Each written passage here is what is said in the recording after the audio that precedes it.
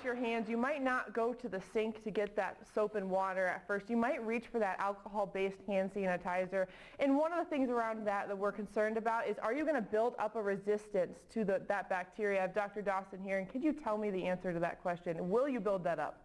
So individually, probably not. So I think that this is one of those things where like it is advantageous if you don't have access to soap and water, but you do have a hand sanitizer and you're going to eat or do something where you need to put your hands close to your body, that using the hand sanitizer is beneficial to you as an individual.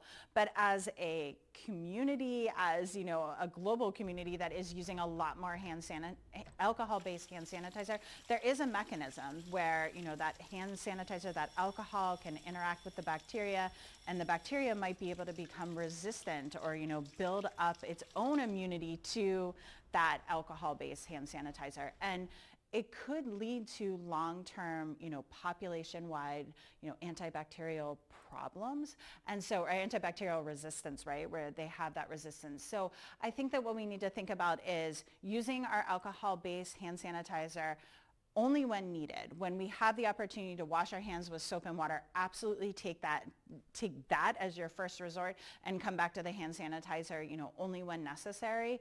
Because there is, again, continued use by lots and lots of people could lead to kind of these super bugs that are resistant to our antibiotics. Is that something we should be worried about?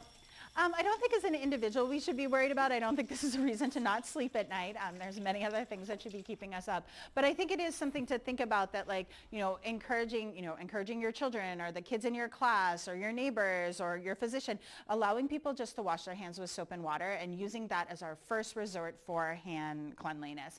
And, only using those hand sanitizers when it's absolutely necessary and there's no other options available to us. So it's your last option, not your first option. So go to the sink, go to the bathroom, wash your hands whenever you can. From the studio, Megan Selensky, Erie News Now.